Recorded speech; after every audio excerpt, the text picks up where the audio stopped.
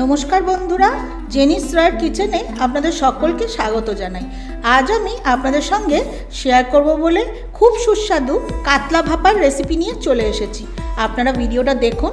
যদি ভিডিওটা আপনাদের ভালো লেগে থাকে লাইক করে দেবেন, আর যদি আমার চ্যানেলে আপনারা নতুন বন্ধু হয়ে থাকেন তাহলে চ্যানেলটিকে সাবস্ক্রাইব করে বেল আইকন অবশ্যই প্রেস করে দেবেন, যাতে যখনই আমি কোনো নতুন রেসিপির আপডেট দেব তার নোটিফিকেশান সবচেয়ে প্রথমে আপনাদের কাছে চলে যাবে।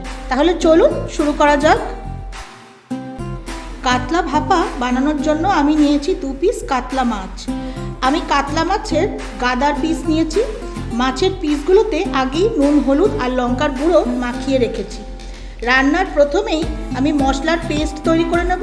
তার জন্য গ্রাইন্ডিং জারের মধ্যে নেব 1 টেবিল স্পুন সর্ষে পাউডার, 2টো রসুনের কোয়া, 5টা কাঁচা লঙ্কা আর 1 টেবিল স্পুন টক দই। ইন্ডাকশনে কড়াই বসিয়ে দিয়েছি। কড়াইতে পরিমাণ মতন সর্ষের তেল দেব। তেল গরম হয়ে গেছে। আমি মাছের পিসগুলো দিয়ে হালকা ভেজে নেব। বন্ধুরা, আপনারা কাঁচা মাছ দিয়েও ভাপাটা করতে পারেন, কিন্তু আমার মাছটা হালকা ভেজে নিয়ে ভাপা খেতে বেশি ভালো লাগে, তাই আমি মাছ ভেজে নিলাম। কাঁচা মাছ দিয়েও ভাপা খেতে খুবই ভালো লাগে।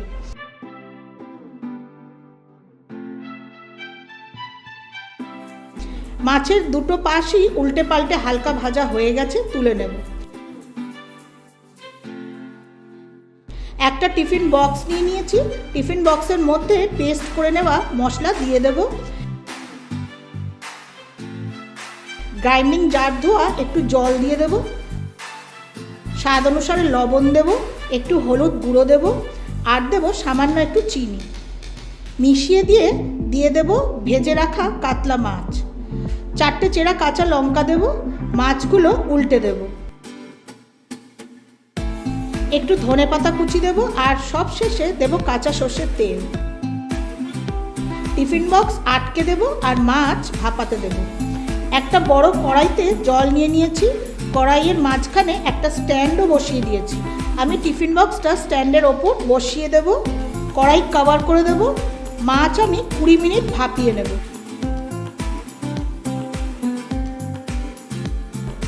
20 মিনিট পর কড়াইয়ের কভার খুলে দেখে নেব। আমি ইন্ডাকশন অফ করে টিফিন বক্সটা ঠান্ডা হয়ে যাওয়া অবধি অপেক্ষা করব। টিফিন বক্স ঠান্ডা হয়ে গেছে। আমি টিফিন বক্স খুলে দেখিয়ে দিচ্ছি কেমন তৈরি হয়েছে কাতলা ভাপা। আহ, কি সুন্দর গন্ধ বেরিয়েছে বন্ধুরা। পাতে যদি এই ধরনের কাতলা ভাপা থাকে তাহলে 1 থালা ভাত নিমেষেই শেষ হয়ে যাবে।